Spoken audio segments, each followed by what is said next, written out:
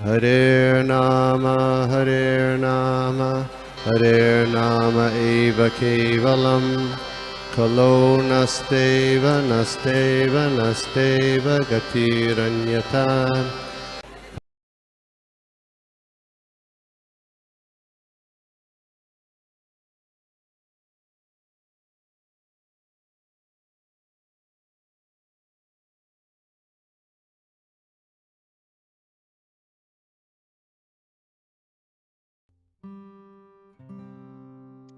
ओम अज्ञानतिमिरान्धस्य ज्ञानाञ्जनशलाकया चक्षुरुन्मिलितं येन तस्मै श्रीगुरवे नमः।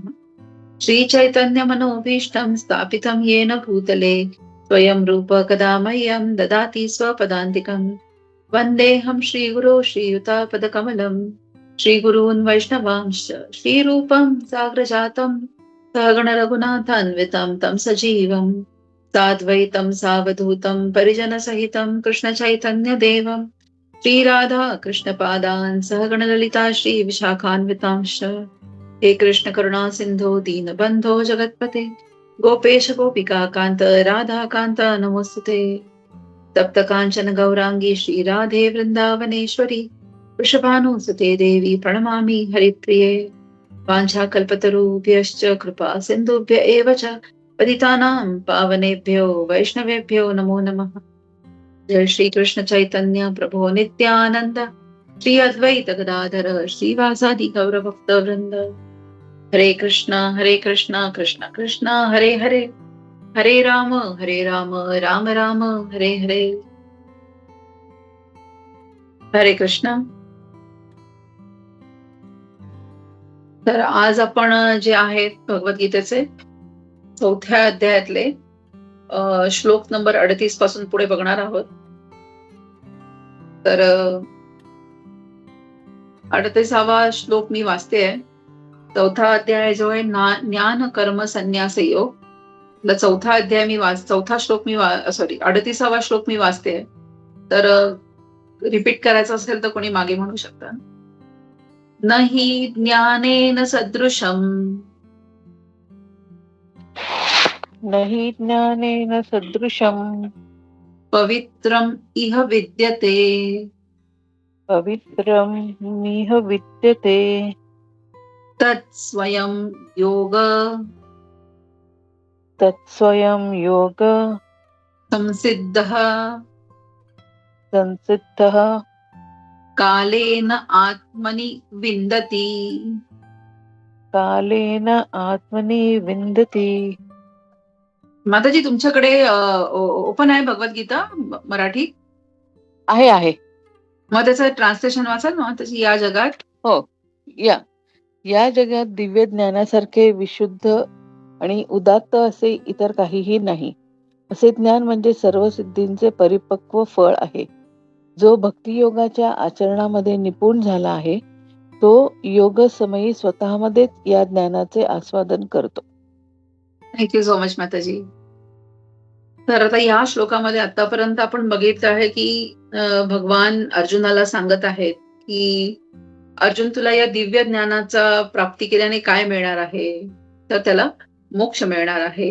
आणि सगळ्यात पापी मनुष्य जरी असेल आणि तरी त्याला हे दिव्य ज्ञान प्राप्त झालं तरी त्यालाही त्या ज्ञानामुळे मोक्ष प्राप्ती भगवत धाम प्राप्ती होणार आहे।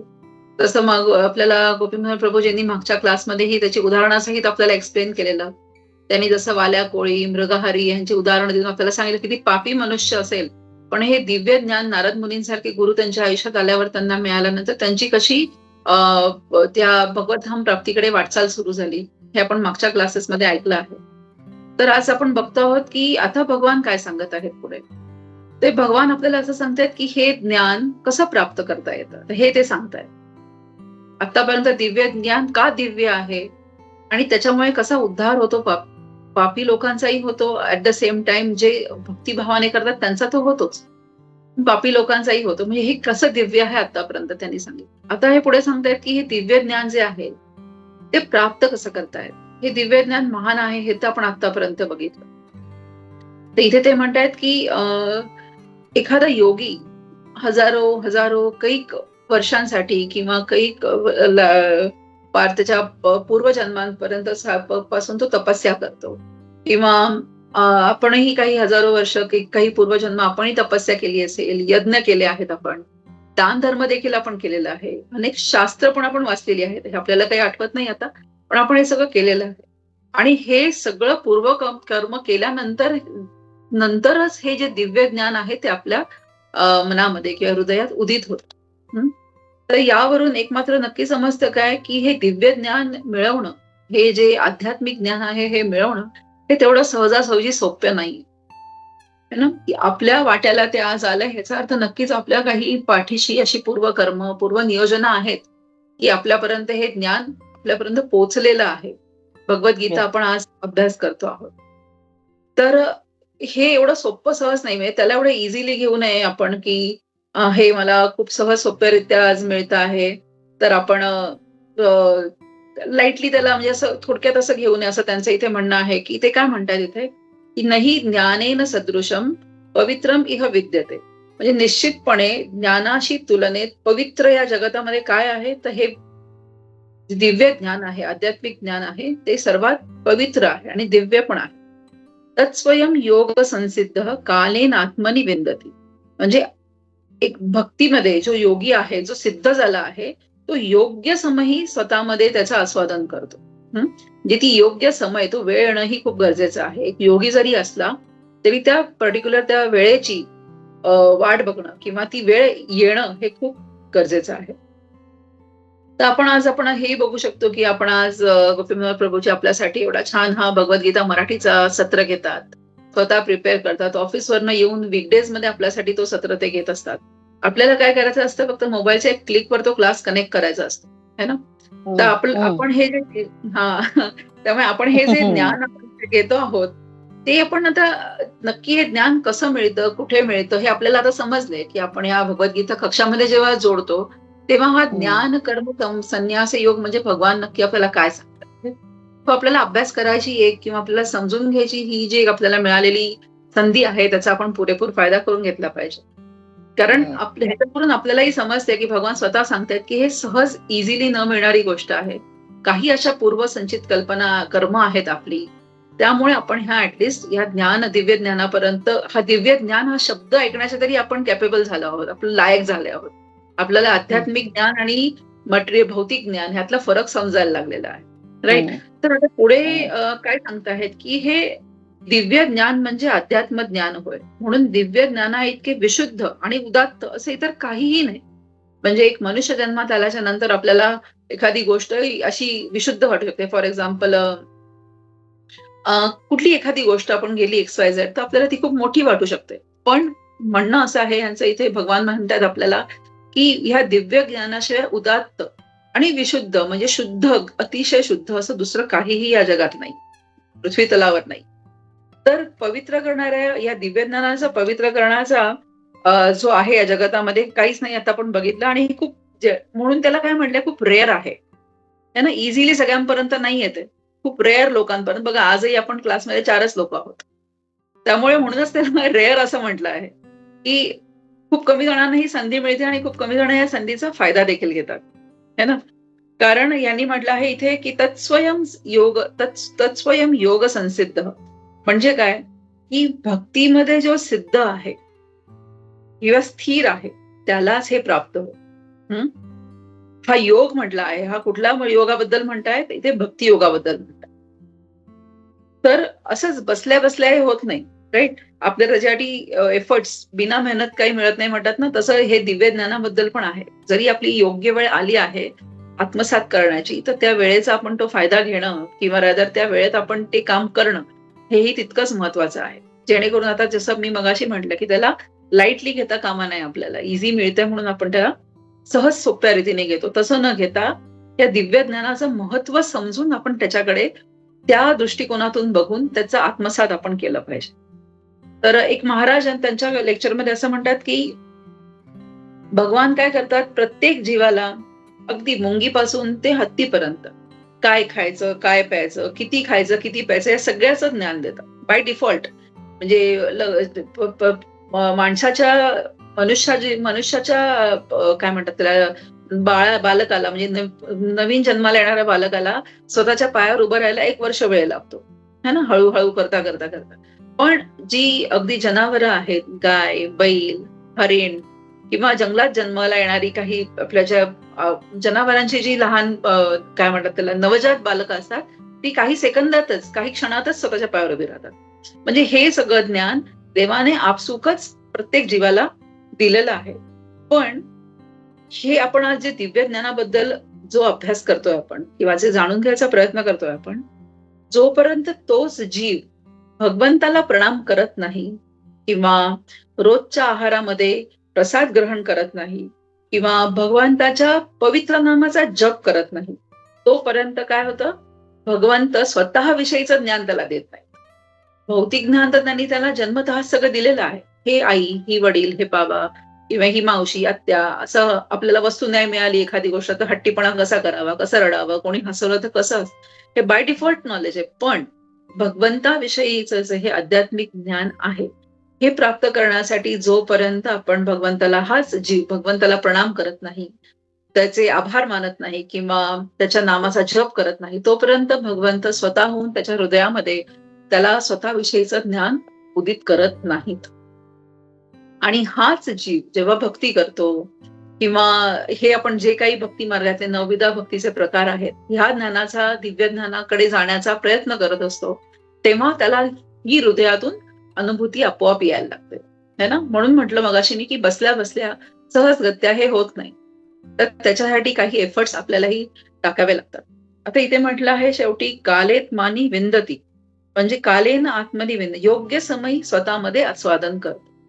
म्हणजे योग्य वेळ आली की आपल्याला याची अनुभूती व्हायला सुरुवात होते, है ना. सुरुवातीला आपण नामजप करायला सुरू करतो, काही माळा करतो, काही लक्ष देऊन करतो, काही न लक्ष देता करतो. पण हळूहळू हळूहळू जशी आपल्याला त्याची प्रॅक्टिस व्हायला लागते, तसं आपल्याला आपला जो मनाचा आरसा आहे तो साफ होत जातो आणि आपल्याला भगवंताविषयीचं हे जे दिव्य ज्ञान आहे हे उदित आपण त्याचं आस्वादन करायला सुरुवात करतो.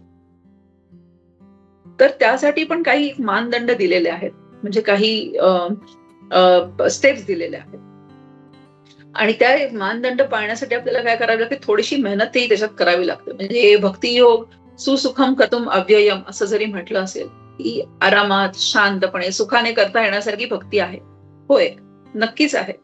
पण ही भक्ती करत असताना आपल्याला जे देवाशी कनेक्ट करायचं आहे, हे शास्त्र वाचल्यानंतरचे जे मिळणारे आपल्याला अनुभव आहेत किंवा जे काही मिळणारी, बुद्धीला मिळणारी जे काही आपल्याला चालना आहे, ती देण्यासाठी आपल्याला एफर्ट्स टाकावेच लागतात त्याच्यामध्ये. त्यामुळे मेहनत करावी लागते. इट्स नॉट दॅट इझी की बसल्या बसल्या सगळं होतंय. कारण आता आपण म्हणतोय की सध्या पंढरपूरला वारी चाललेली आहे ना. पंढरपूरच्या त्या वारीमध्ये असंख्य विठ्ठलाचे भक्त, विठ्ठल रखुमाईचे भक्त आज त्या वारीमध्ये सहभागी झालेले आहेत. नॉट नेसेसरी की ते खूप पुस्तकं वाचलेले आहेत किंवा खूप शिकलेले आहेत, हायली ग्रॅज्युएटेड आहेत, मास्टर्स केलेले आहेत. नाही, असं नाहीये. सर्वसाधारण शेतकरी वर्गापासून ते अगदी उच्च शिक्षित वर्गापर्यंतची लोकही या वारीत आहेत. त्याच्यामुळे त्यांनी ते काय करता आहेत आज, की विठ्ठलाच्या दर्शनासाठी पायी वारी करण्याचा जो तप आहे, जी ऑस्टेरिटी आहे, ते करतायत, है ना. भगवंताच्या दर्शनासाठी ते चालले आणि ही वारी ते एकदा नाही, असे कित्येक वर्ष करत आले. म्हणजे आपलं जसं एखाद्या वेळेचं जेवण चुकावं आणि आपल्याला मनामध्ये हुरहुर म्हणजे राहावी की मला जेवायला मिळालं नाही, तसं त्यांची वर्षाची वारी चुकली तर त्यांच्या मनामध्ये ती हुरहुर असते. ही आहे भगवंताच्या साठीची ओढ, ज्याच्याबद्दल हे दिव्य ज्ञानाबद्दल आज बोलतोय आपण, ते त्याचं एक्झाम्पल आहे.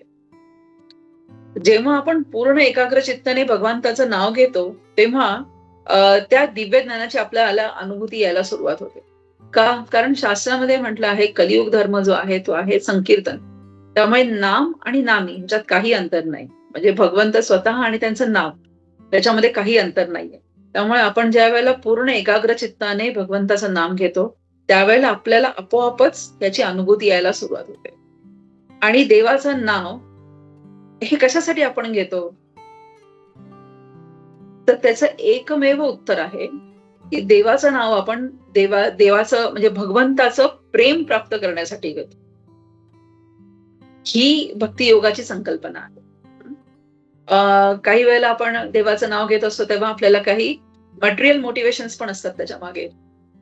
जसं काही माझ्या भौतिक इच्छा पूर्ण व्हाव्यात यासाठी आपण देवाचं नामस्मरण करतो किंवा देवाला नमस्कार करतो, त्याची पूजा करतो. पण हे इथे आपल्याला काय सांगण्यात येतंय, की जेव्हा आपण देवाचं नाव घेतो त्याच्या मागचा उद्देश फक्त आणि फक्त काय असावा, भगवत प्राप्ती आणि भगवान देवाचं प्रेम मला प्राप्त व्हावं. ह्या एकाच कारणासाठी आपण जेव्हा देवाचं नाम जप करतो त्यावेळेला आपल्याला अनुभूती जी येते ती वेगळी असते, है ना. म्हणूनच इकडे त्याला ज्ञान कर्म संन्यास योग असं पण म्हटलेलं आहे. म्हणजे आपल्याला जे ज्ञान मिळालं आहे जे, ते कसं कर्मांपासून संन्यास म्हणजे त्याच्या कसं वापरावं ह्याचं ज्ञान, दिव्य ज्ञान म्हणून त्याला दिव्य ज्ञान असं म्हटलेलं आहे. तर आपल्याला नेहमी एक गोष्ट लक्षात ठेवायची, ती म्हणजे काय, देवाची भक्ती फक्त आणि फक्त भगवत भक्ती म्हणजे भगवंतांचं प्रेम प्राप्त करण्यासाठी मला करायची आहे ना. कुठल्याही मटेरियल मोटिवेशनसाठी मला ती भक्ती करायची नाहीये. तसा आपला उद्देश एकदम काय असला पाहिजे, क्लिअर असला पाहिजे, फोकस क्लिअर असला पाहिजे. आणि तसा जो जर शुद्ध आपली संकल्पना असेल देवाची भक्ती करण्यामागची, तर हळूहळू काय होतं, दिव्य चेतनेचा विकास व्हायला सुरुवात होते. म्हणजे आपला कॉन्शियसनेस अजूनही प्युरिफाय व्हायला सुरुवात होते. त्याच्यामुळे म्हणूनच इकडे त्यांनी शब्द पण वापरला आहे की सर्व सिद्धींचे परिपक्व फळ आहे. ज्ञान म्हणजे सर्व सिद्धींचे परिपक्व फळ आहे. म्हणजे एखादं फळ अगदी आंबा आधी मोहर लागतो, मोहर लागल्यापासून ते अगदी आंब्याचं एकदम पूर्ण फळ पिकून तयार होईपर्यंत जी मधली प्रोसेस आहे त्या प्रोसेसमधून आपण सगळे जात असतो. पण हे परिपक्व फळ म्हणजे परिपक्व म्हणजे ही भक्ती योग जेव्हा आपण संपूर्ण होतो तेव्हा जेव्हा आपल्याला हे दिव्य ज्ञान पूर्णपणे प्राप्त होतं तेव्हा आपल्याला हे ज्ञानाचं फळ परिपक्व झालं असं आपण त्याला म्हणतो. त्यामुळे सगळेच नामजप करतात, पण प्रत्येकाला नक्की त्याची काय अनुभूती येत असते ना, ते त्याच्या नामजप करण्याच्या क्वालिटीवरती डिपेंड असतं. म्हणजे आज लाखो हजारो भक्त देवाचं नामस्मरण करत असतात, पण प्रत्येकाची लेवल आपली आपली एक वेगळी आहे. भगवंतांवरती तो प्रेम करण्याची आणि त्यांच्याकडनं रेसिप्रोकेशन व्हायची प्रत्येकाची एक आपली आपली एक लेवल आहे. आणि ती कशावर ठरते, तर ते कुठल्या क्वालिटीचा नामजप, कुठल्या आधारावर ते नामजप करत आहेत त्याच्यावर ते सगळं ठरतं. तेव्हा जेव्हा आपल्याला आपण या दिव्य ज्ञानाविषयीची चर्चा करतो ना, तेव्हा आपला अनुग्रोध कसा असतो की हे आध्यात्मिक ज्ञान असं आहे. आणि ते बरोबर आहे, त्यात काही शंका पण नाहीये. कारण त्यासाठी उदात्त आणि शुद्ध असं म्हणजे दिव्य ज्ञानाशिवाय उदात्त आणि विशुद्ध असं काही नाही. आपण आत्ताच ते बघितलं. म्हणूनच असं म्हटलंय की श्रीला प्रभुपाद त्यांच्या पर्पटमध्ये म्हणतात की दुसऱ्या शब्दात सांगायचे तर हे ज्ञान आणि शांती यांची परिणिती कृष्ण भावनेमध्ये होते आणि भगवद्गीतेचा हाच अंतिम उद्देश आहे. म्हणूनच एका श्लोकामध्ये असं म्हटलं आहे की भुक्ती मुक्ती सिद्धी कामे सकले अशांत कृष्ण भक्त निष्काम अतेव शांत. म्हणजे ज्यांना भुक्तीची मुक्तीची सिद्धीची ह्याची कामना आहे ते नेहमी अशांतच असतात. पण जे कृष्ण भक्त आहेत, ज्यांना भगवंत कोण आहे हे समजलं आहे, त्यांचं नामस्मरण त्यांचं नामजप मी कशासाठी करतो आहे हे समजलं आहे, ते कसे असतात, निष्काम आणि अतेव शांत. त्यांना कुठल्या गोष्टीची कधीच काही चिंता नसते, ते नेहमी कसे असतात, शांत असतात. असं या वर्समध्ये आपण आता बघितलं की भगवान काय सांगत आहेत की भक्ती कोणाला प्राप्त होते. तर आता आपण 39व्या श्लोकाकडे वळूया. माझ्या मागे रिपीट करू शकता तुम्ही कोणी माताजी. श्रद्धावान लभते ज्ञानम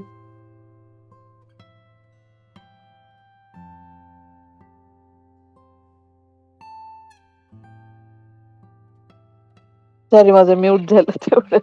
न श्रद्धावा लभते ज्ञानम तत्परः संयतेन्द्रियः तत्परः संयतेन्द्रियः ज्ञानं लब्ध्वा परां शान्तिम् ज्ञानं लब्ध्वा परां शान्तिम् अचिरेण अधिगच्छति. अचिरेण अधिगच्छति. एकदा वाचते मग माताजी तुम्ही ट्रान्सलेशन रीड. श्रद्धावान लभते ज्ञानं तत्परः संयतेन्द्रियः ज्ञानं लब्ध्वा परां शान्तिम् अचिरेण अधिगच्छति. येस माताजी. जो श्रद्धावान मनुष्य दिव्य ज्ञानाची प्राप्ती करण्यासाठी समर्पित आहे आणि ज्याने आपली इंद्रिये संयमित केली आहे तो असे ज्ञान प्राप्त करण्यास पात्र आहे. आणि असे ज्ञान प्राप्त झाल्यावर त्याला परम आध्यात्मिक शांती लवकरच प्राप्त होते. थँक्यू माताजी. आता आपण मगाशी बघितलं की कसं काय भगवंत सांगतायत. आता भगवंत काय सांगतायत की हे ज्ञान कोण प्राप्त करू शकतो, की कोणताही जीव जो आहे किंवा वस्तू आहे ती भगवंतांपासून वेगळी नाही. हे आपण आतापर्यंत पाहतच आलो आहोत. हे सगळं काय आहे, भगवंतांचा अंश आहे. त्याचप्रमाणे हे जे ज्ञान आहे हे प्राप्त करणं तितकं सोपंही नाही, हेही आपण बघितलं.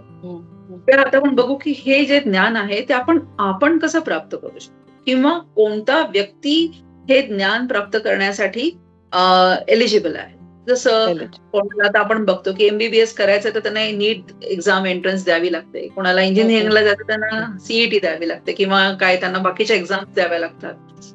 तर तशा पद्धतीने त्यांची एलिजिबिलिटी ठरते. त्याचप्रमाणे ज्या वेळेला हे दिव्य ज्ञान, हे एक ज्ञान आहे, हे प्राप्त करण्यासाठी देवाची काय एक व्यक्ती, एक मनुष्य प्राणी आहे, जीव आहे, त्याची एलिजिबिलिटी काय असू शकते, ते आता या श्लोकामध्ये आपल्याला सांगण्यात आलेलं आहे.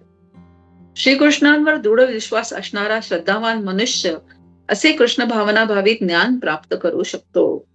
केवळ कृष्ण भावनेमध्ये कर्म केल्याने आणि सर्वोच्च परिपूर्ण स्तर प्राप्त करू शकतो, हे जाणणाऱ्या मनुष्यालाच श्रद्धावान मनुष्य म्हटलं आहे. अशी दृढ श्रद्धा भक्तिमय सेवा केल्याने आणि हरे कृष्ण कृष्ण कृष्ण हरे हरे, हरे राम राम राम हरे हरे या हृदयातील भौतिक मळ स्वच्छ करणाऱ्या महामंत्राचे कीर्तन केल्याने प्राप्त होते. या व्यतिरिक्त मनुष्याने आपली इंद्रिये संयमित करणे आवश्यक आहे. ज्या मनुष्याची भगवान श्रीकृष्णांवर दृढ श्रद्धा आहे आणि ज्याने इंद्रिय निग्रह केला आहे त्याला विनाविलंब कृष्ण भावनेच्या ज्ञानाचे पूर्णत्व प्राप्त करता येते.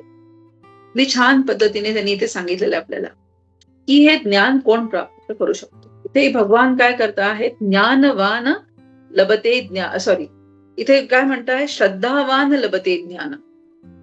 इथे भगवान असं नाही म्हणत आहेत की ज्ञानवान लभते ज्ञान, असं इथे म्हणू शकत होते ना, की जो खूप शिकलेला आहे आणि ज्याने खूप पुस्तकं वाचली आहेत तो हे ज्ञान प्राप्त करू शकतो. आणि इथे भगवान आपल्याला असं काय सांगतात, श्रद्धावान लभते ज्ञान, ज्याची श्रद्धा आहे, ज्याचा विश्वास आहे तोच हे ज्ञान प्राप्त करू शकतो. म्हणजे पहिली क्वालिटी काय सांगितली आहे इथे, श्रद्धा. तर आपण इथे बघतो की सर्वप्रथम श्रद्धावान लभते, श्रद्धा म्हणजे नक्की काय, ते आपण कसं समजायचं की श्रद्धा म्हणजे काय बाबा नक्की.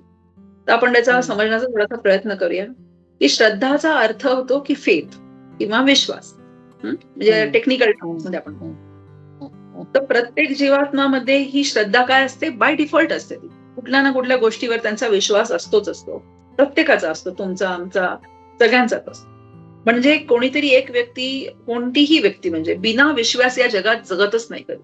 म्हणजे फॉर एक्झाम्पल आपण केस कापायला, श्रील प्रभुपाद नेहमी हे उदाहरण देतात की केस कापायला आपण जेव्हा न्हाव्याकडे जातो तेव्हा न्हाव्याच्या हातामध्ये वस्त्र असतो, म्हणजे पुरुषांसाठी बेसिकली, बायकांसाठी तो वस्त्र असतो, तरी त्याच्याकडे आपण आपली जो डोका आहे आपण बिंदासपणे त्याच्या हातात देतो, मान देतो, त्यांना आपण मान देतो. असं नाही समजत की आता बाबा माझा गळा कापेल, असं कोणाला अनुभव नाही आला, केसच कापतोय, म्हणजे हा विश्वास झाला है ना. त्याचप्रमाणे आपण बागीतलंय मेडिकल एज मध्ये आता 40% ऑफ द मेडिसिन्स आहेत, जी औषधं ती सांगण्यात येतात की ती फेक आहेत. बाजारात मिळणारी औषधं ही नकली, पण तरी सुद्धा आपण आजारी पडल्यावर औषधं घेतोच ना, आपला विश्वास आहे कारण, राईट. हा विश्वास, ही जी श्रद्धा आहे ह्याच्याबद्दल इथे बोललं गेलेलं आहे. ही श्रद्धा बाय डिफॉल्ट ह्युमन बिंग्स मध्ये असते, प्रत्येक मनुष्यामध्ये, इव्हन जनावरांमध्ये सुद्धा हा विश्वास, ही श्रद्धा प्रत्येकामध्येच असते. याचाच अर्थ असा काय की आपण काय करतो की आपल्याकडे इतर काही पर्याय नाही तेव्हा आपण श्रद्धा ठेवतो, राईट. असं म्हटलं जातं की देवाची प्रार्थना अजून कुठे नाही तर देवाची प्रार्थना जास्तीत जास्त हॉस्पिटलमध्ये केली जाते. जिथे अजून दुसरा कुठला पर्याय नाही तिथे हॉस्पिटलमध्ये, प्रत्येक हॉस्पिटलमध्ये देवाची एखादी मूर्ती ठेवलेली आहे आणि पेशंटचे नातेवाईक, पेशंट स्वतः देवाकडे तिथे ज्या अर्थतेने प्रार्थना करतात तशी प्रार्थना अजून कुठे होत नाही, राईट. कारण का, तिथे प्रार्थनेशिवाय किंवा आपण ठेवणाऱ्या श्रद्धेशिवाय दुसरा कुठलाच आपल्याकडे पर्याय उरलेला नसतो. तर मग आपल्याला आता काय करायचं आहे, तर आता ही कन्सेप्ट आपल्याला काय कशी वापरायची आहे, तर भगवद्गीता, श्रीमद भागवतम ही सारखी जी शास्त्र आहेत ना, ह्याच्यावर आपली श्रद्धा आपल्याला कायम करायची, राईट. आणि काय करायचं आहे, की भक्ती प्रवर्तक शास्त्र जितकी आहेत त्याचं कथन करणं, श्रवण करणं, ह्या गोष्टी आपल्याला कायम करायच्या आहेत. आणि आपली श्रद्धा जी आहे, जी देवाच्या चरणी श्रद्धा आहे आपली, ईश्वराप्रती जे आपलं प्रेम आहे, ते अजून फर्म करण्यासाठी आपल्याला, कायम करण्यासाठी आपल्याला ह्या गोष्टींचा कास धरायची आहे. कुठलं? तर आपले जे शास्त्र आहेत, भगवद्गीता, श्रीमद भागवतम, ह्याचं कायम श्रवण आणि कीर्तन आपण करत राहायचं. तर या श्रद्धेचं अजून एक लक्षण आहे, खूप महत्वाचं लक्षण आहे, की तुमची श्रद्धा आहे हे कशावरून समजतं? तर फोर मोस्ट इम्पॉर्टंट आहे, ते आहे शरणागती. तुम्ही किती सरेंडर आहात, आपण किती सरेंडर आहोत त्या गोष्टीसाठी, ह्याच्यावरून आपली त्या गोष्टीवर किती श्रद्धा आहे, किती विश्वास आहे आपला, हे समजतं आपल्याला. काही व्यक्तींना कसं असतं, त्यांच्या पूर्वजन्माचं जे संचित आहे ना, त्याच्यामुळे आपसुकच भगवंतावरती त्यांच्या भक्ती म्हणजे त्यांच्या श्रद्धा आपणूनच निर्माण होते. कारण त्यांचा हृदयाचा जो बेस आहे तो इतका सॉफ्ट असतो आणि अगदी भुसभुशीत जमीन असते, की काहीही टाकलं तरी त्याच्यावर उगवतं. त्याप्रमाणे त्यांचं हृदय असतं एकदम. त्यामुळे कसं असतं, कदाचित त्यांच्या त्या पूर्वसंचितामुळेच तसं असतं. आणि काही लोकांना तर म्हणजे डिफिकल्ट असतं. अरे, भगवद्गीता म्हणजे नक्की कृष्णाने सांगितली आहे ना, किंवा मी कसा विश्वास ठेवायचा या गोष्टीवरती, किंवा असे त्यांचे बेसिक क्वेश्चन, त्याच्याही वरती भगवान आता पुढच्या श्लोकामध्ये बोलणार आहेत ऍक्च्युली. पण म्हणजे कसं असतं, की ज्या वेळेला आपल्याला आपली श्रद्धा अजून दृढ करायची आहे, आपल्याला श्रद्धा, आपण समजलंय, मला पर्याय नाहीये देवावर श्रद्धा ठेवण्याशिवाय, कारण मनुष्य देह मिळालाय म्हणजे मला भगवंतांचं नामस्मरण करायचंय, मला त्यांची कास धरायची, तरच मी या जन्म मृत्यू शरावादीच्या चक्रातून सुटू शकतो. हे जर मला समजलं आहे, तर आता मला काय करायचं आहे, की माझी श्रद्धा फर्म करायची. तर श्रद्धा फर्म करण्यासाठीचा एक सांगितला मी उपाय, की भगवद्गीता, श्रीमद भागवतम, मी सांगितलं इन द सेन्स त्या वर्ड्स मध्ये तसं मेन्शन आहे, की आपल्याला आपल्या जे शास्त्र आहेत त्याच्यावरती आपली श्रद्धा वाढवायची आहे. दुसरी गोष्ट काय करायची, भक्तांच्या नेहमी संगतीत राहायचं आपल्याला. इगोटी असोसिएशन आपल्याला कधीच सोडायचं नाही. आणि त्याच्यामुळे काय होतं, की एखादी गोष्ट, आपलं हृदय दूषित असल्यामुळे आपल्याला पटकन एखाद्या गोष्टीवर विश्वास ठेवणं कठीण होतं, बसत नाही आपला विश्वास. पण आपण तसं बघितलं तर शास्त्राविषयी आणि भगवंतांविषयी, त्यांच्या नामजपाविषयी त्यांना जे बोललं जातं ते सतत ऐकून आपली इच्छा जागृत होते. अरे, इतकं परत परत शास्त्रामध्ये सांगितलंय, गीतेमध्ये भगवान स्वतः सांगतायत, भागवतम मध्ये सतत परत त्याच गोष्टींवर सांगितलं जातंय, तर मग आपली इच्छा जागृत होते ते करण्यासाठी. म्हणजे आपला विश्वास जरी नसला तरी सतत ते कानावर पडल्यामुळे आपल्याला एक इच्छा जागृत होते, की चल मी पण करून बघते ना काय होतं ते, मलाही असा अनुभव येतो का, लेट मी सी, असं आपण स्वतः म्हणून त्याकडे वळतो. आणि ही जी श्रद्धा आहे, जी भगवंतांच्या संगतीत, भक्तांच्या संगतीत, भगवंतांच्या विषयी सतत श्रवण करूनच ती जागृत होते. ज्यांच्याकडे बाय डिफॉल्ट पूर्वजन्माच्या स्वीकृतीपासून आलेली आहे, दे आर लकी, त्यांचं व्यवस्थित आहे. पण ज्यांच्याकडे ते नाही, त्यांनी ह्या अशा प्रयत्नांनी श्रद्धावान बनण्याचा प्रयत्न करावा. पण अंधश्रद्धा आणि श्रद्धा यात फरक आहे, आणि हे आपल्याला जास्त चांगल्या पद्धतीने शास्त्रच सांगू शकतात, की श्रद्धा काय आणि अंधश्रद्धा काय. त्यामुळे शास्त्र वाचल्याने ह्यातला फरक आपल्याला खूप छान प्रकारे समजू शकतो. दुसरं त्यांनी इथे सांगितलं आहे, एक तर झालं श्रद्धावान विषयी आपण बोललो. दुसरं त्यांनी सांगितलं या श्लोकामध्ये, की श्रद्धावान लभते ज्ञानम, ज्यांची श्रद्धा आहे त्यांनाच हे ज्ञान मिळतं. तत्परः संयतेंद्रिय. सेकंड त्यांनी सांगितलंय तत्परहचा अर्थ या वर्समध्ये सांगितलंय अत्यंत आसक्त आहे. म्हणजे आपली इंटेन्सिटी किती आहे ते जाणून घेण्याची, हेही खूप महत्वाचं आहे. म्हणजे हे ज्ञान आहे, हे प्राप्त करण्यासाठी एका व्यक्तीने नेहमी तत्पर असलं पाहिजे. म्हणजे जिथे कुठे मला संधी मिळेल त्या संधीवरती, जसं बॅट्समॅन बॅटिंग करताना जर लूज बॉल आला की लगेच ते 6 मारतात त्या बॉलवरती, राईट. त्याच पद्धतीने मला जिथे कुठे संधी मिळेल त्या संधीचं मी सोनं केलं पाहिजे. म्हणून जो व्यक्ती तत्पर आहे किंवा आसक्त आहे त्याच्यापर्यंत हे ज्ञान पोहोचतं. आणि तिसरं त्यांनी सांगितलंय संयत इंद्रिय, म्हणजे ज्याची इंद्रिय संयमित आहेत. जोपर्यंत मनुष्याची इंद्रिय संयमित नाही आहेत, तोपर्यंत काय असतं, ते दिव्य ज्ञान त्याला 100% त्याच्या हृदयस्थ होणार नाही. म्हणजे आज आपण खूप ऐकलं, सतत दिवस सकाळ दुपार संध्याकाळ 3 वेळेला मी भागवतम कथा ऐकली, श्रवण केलं, कीर्तन ऐकलं. पण जोपर्यंत माझी इंद्रिय संयमित नाही आहेत, तोपर्यंत ते ज्ञान माझ्या हृदयात टिकणार नाही. म्हणजे माझ्या हृदयात ते हृदयस्थ होऊ नाही शकत. म्हणून हे टिकून राहत नाही आणि मग तिथे काय होतं, आपोआपच अ, सगळा डिले होत जातो, सगळा उशीर होत जातं. कारण आपण पूर्णपणे आपली इंद्रिय संयमित नाहीयेत. आपण तत्पर आहोत, पण ऐकण्यामध्ये आसक्त आहोत. पण अजूनही आपल्याला समजलं नाहीये, की इंद्रिय आपली कशी सेन्सेस कसे कंट्रोल करायचे आहेत. मग त्याच्यामुळे हे दिव्य ज्ञान जे आहे, अध्यात्म आपण किती ऐकलं, तरी ते आपल्या हृदयात टिकत नाही. त्यामुळे इथे या 3 गुणांची आवश्यकता दिव्य ज्ञान प्राप्तीसाठी दिलेली आहे. तर त्यातलं पहिलं आपण बघितलं, की श्रद्धावान, दुसरं तत्पर म्हणजे प्रॉम्प्ट असलं पाहिजे आणि तिसरं आहे मोस्ट इम्पॉर्टंट, ते आहे इंद्रिय आपली संयमित असली पाहिजे. तर असाच व्यक्ती जो आहे तो हे म्हणजे नुसतं ज्ञान मिळालंय, पण ते आसक्ती पण आहे मिळवायची, श्रद्धा पण निर्माण झाली, विश्वास पण बसलाय, पण ते टिकून राहत नाहीये माझ्या मनामध्ये किंवा माझ्या बुद्धीमध्ये. का टिकून राहत नाही? कारण माझी इंद्रिय माझ्या संयमित नाहीयेत अजून सुद्धा. म्हणजे जर पूर्णपणे इंद्रिय संयमित नसली आणि हे आध्यात्मिक ज्ञान म्हणजे 2 दगडांवर पाय ठेवल्यासारखे जर आपण असू, तर थोडीशी गडबड होणं स्वाभाविक आहे.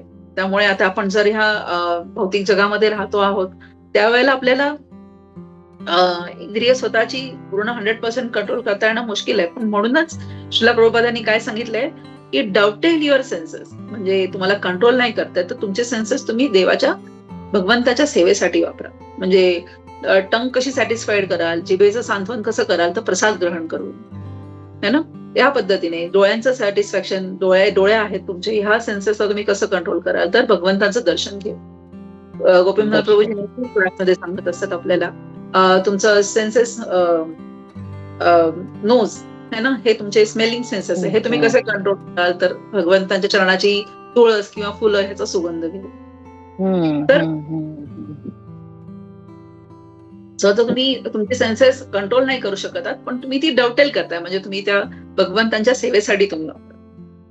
या प्रकारे श्रद्धावान, तत्पर आणि इंद्रिय संयमन ह्या 3 गोष्टी खूप इम्पॉर्टंट आहेत हे दिव्य ज्ञान आपल्याला प्राप्त करण्यासाठी.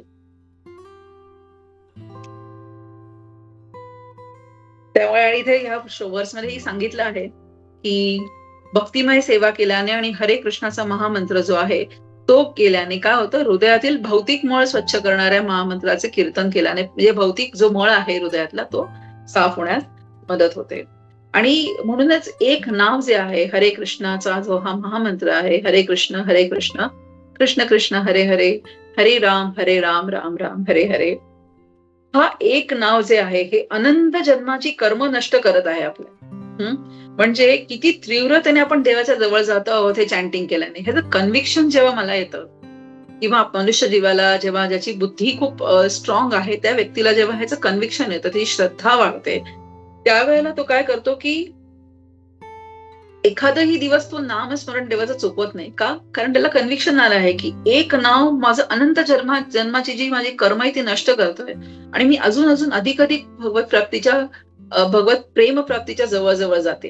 हे जेव्हा मला कन्व्हिक्शन येतं ना, त्यावेळेला एकही दिवस नामस्मरण केल्याशिवाय माणूस राहू नाही शकत. म्हणजे आपण समजतो की हे जर मी नाही केलं तर माझं किती मोठं नुकसान आहे ना. हे जेव्हा त्याला समजतं, हा सगळं काय ऍक्च्युअली येतो, श्रद्धेचा विषय आहे हा सगळा.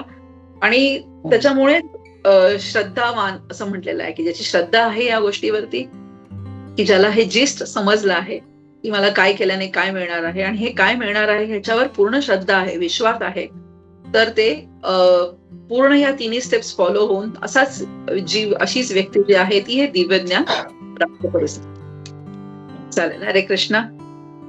सगळ्यांच्या चरणी दंडवत प्रणाम आणि मला ही संधी दिल्याबद्दल खूप खूप आभार.